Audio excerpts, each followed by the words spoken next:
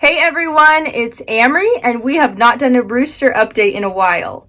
Rooster has been making so much progress, and the truth is I just can't keep up and keep editing and recording everything. He's at that stage where he's learning so quickly and moving along so fast. So today's video is going to be old footage, but let's take a look at what we were able to accomplish on day 3 and day 4 of training with Rooster.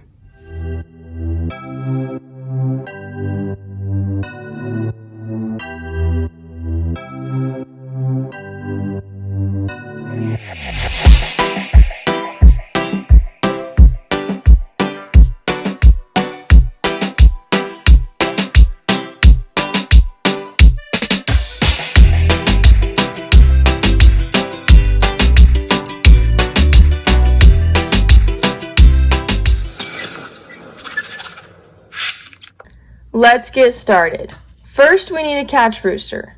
This is day 3 of working with him, but only day 2 of going into the pen and catching him because up until this point, he's worn a halter 24/7.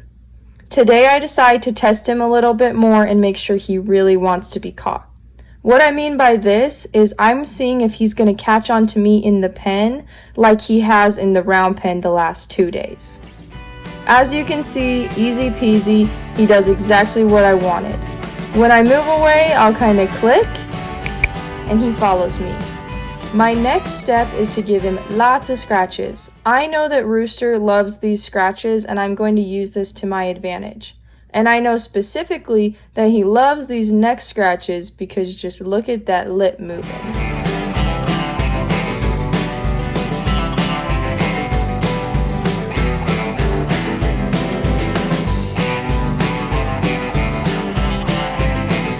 Now I'm going to bring the halter and lead out and start scratching on Rooster with it.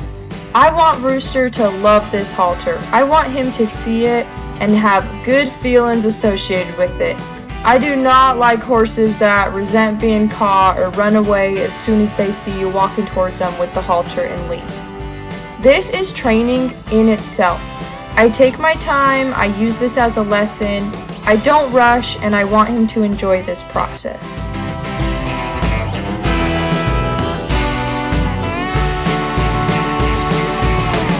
When I get through with lots of scratches, I'm actually going to put the halter on. And remember how I said the second day I put the halter on, I don't want to dilly-dally around too much. I want to scratch on him and love on him and make it an enjoyable process. But when it comes time to me getting it on and getting the halter secure, I need to hurry because I don't ever want Rooster to think he can escape this part. Now, we know that Rooster has a sensitive spot on his forehead. And right there you can see him shy away. I just go ahead and take that as a training moment. I rub it for a sec and then go back to what I'm doing. In regards to his sensitive spot, of course I want to address it and I want that to go away, but I need to use a little mixture of ignoring it and not making it a bigger deal than it needs to be, and working on it in small increments so that eventually it's not a big deal at all.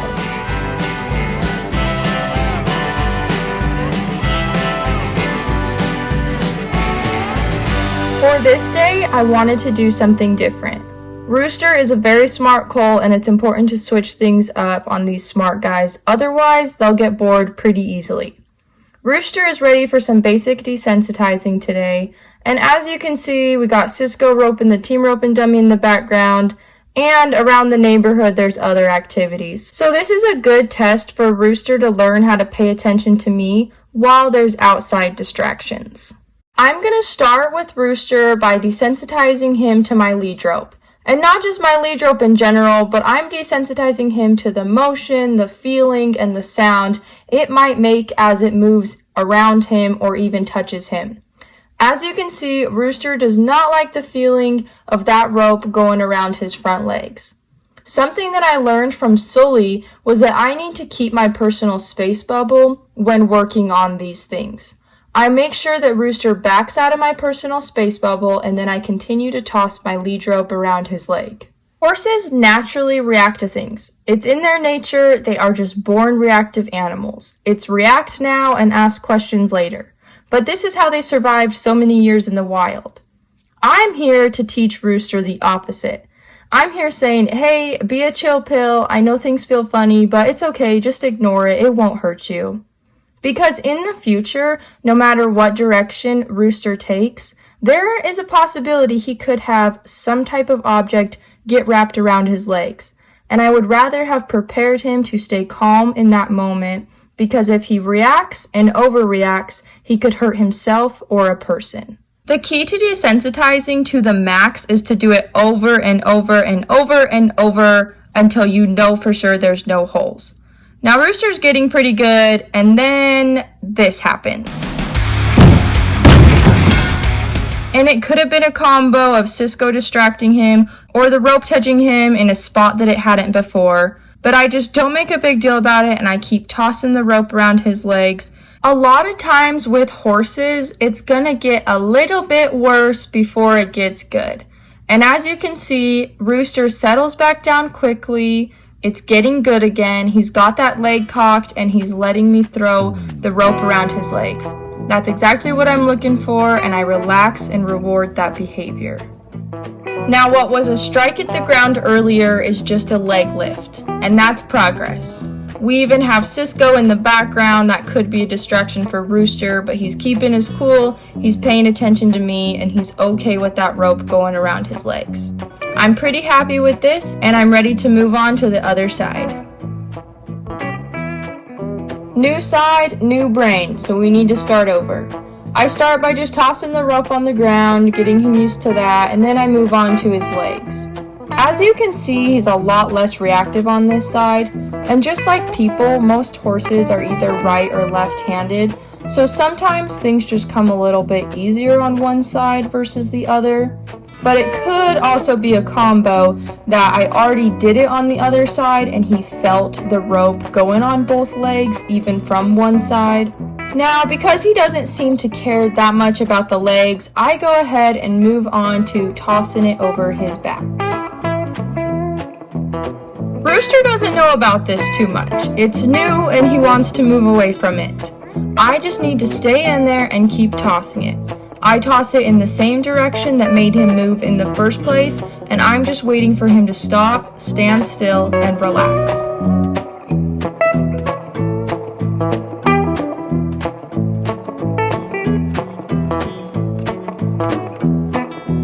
There we go. You can see his back legs cocked, and that means he's relaxed. He's standing still and he's letting me toss the rope over him. I give him a small break and then I go back to tossing. I want him to be okay with this rope going all over his body. I move back to the side we started with, and now I need to do his neck and back on this side just like I did the other side. I am going to go as fast or as slow as I need to with any horse, and you can see Rooster's pretty chill about this rope going over his top line, so I go ahead and move to the back feet.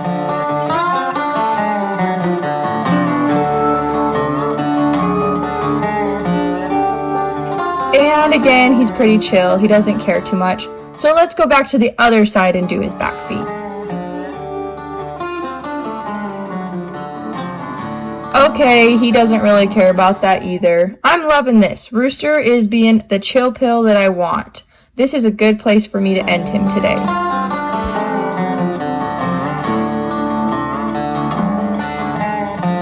I really like Rooster's overall curiosity, and sometimes I'll just walk past something and he wants to check it out. I loved that he wanted to check out the team rope and dummy, so let's let him get a sniff. And that wraps up day 3 with Rooster. He's going to stand tied for a little bit and think about all the things we worked on, and we'll come back with day 4. Day 4 started with some more desensitizing, kind of a review of day 3, but on this day I really wanted to start working with his feet. The younger they are, the easier it is for me to get a handle on their feet, so I didn't want to waste any time. The first time you pick up any horse's feet, you can expect a lot of pulling and moving around.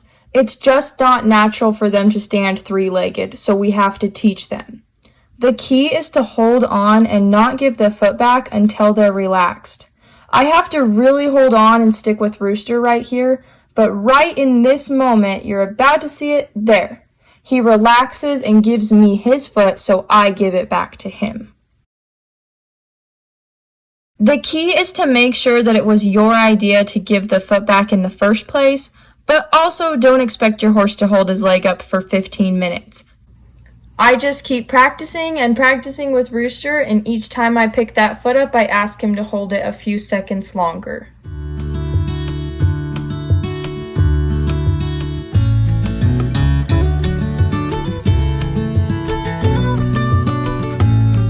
Okay, moving to the back feet now.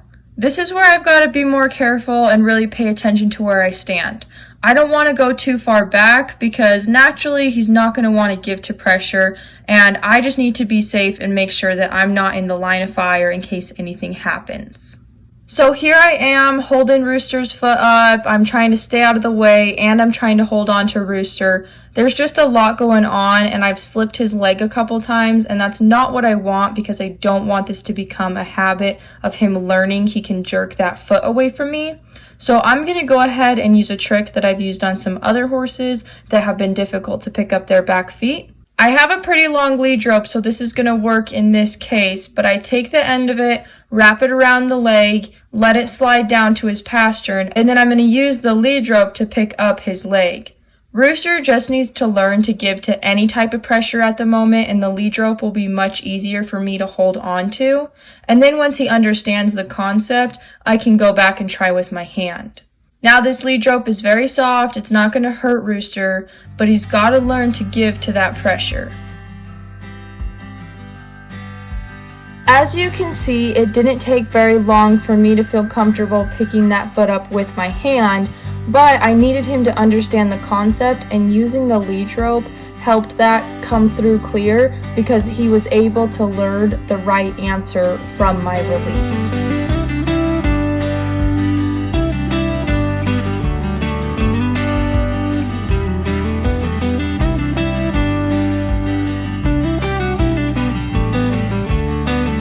On this side, I had just decided because I used the lead rope on the other side, I was just going to use it on both just to make sure I was hitting all the steps and not skipping anything that's going to teach Rooster any bad habits. I practiced with the lead rope a few times before going to my hand, and right here I do lose his foot, but to me it was more him moving around, not jerking the foot from me. So I'm just going to stay in there with him. He's also really trying to move away from me, and I don't like that because if I took the pressure off now, I would be teaching him to move away from me. So I'm just going to stay with him and try to pick this foot up again as safe as I can. He really wants to move, and horses are just really good at making us think they can go on forever.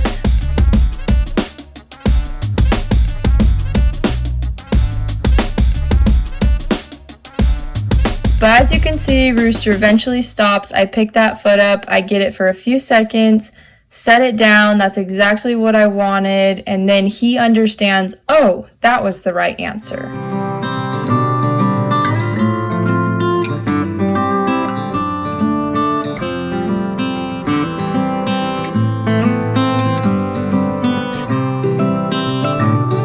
You all enjoyed this Rooster update. In real time, he's much farther along and we've made so much progress, but Rooster is actually going to be going home really soon. He's at that stage where I feel like I've done all I can. It's time for him to go be turned out and be a colt again. So be on the lookout because I will have an updated Rooster video showing all the things he's accomplished, but he is going home soon, and that's going to wrap it up for this chapter of Rooster. But don't go far because in just a few months we'll be going back to work with him this summer when we got some more time and he's ready to learn some new things. If you enjoyed Rooster's training progress videos and you liked this video today, go ahead and give us a thumbs up and subscribe to the channel so that you can stay up to date and posted on all upcoming Rooster adventures. We've got lots of other horses in training. We're going to be picking up a new one here shortly, so you're not going to want to miss out on all the different levels of training we do here on this channel. Subscribe and hit that notification bell, and we'll catch you next time.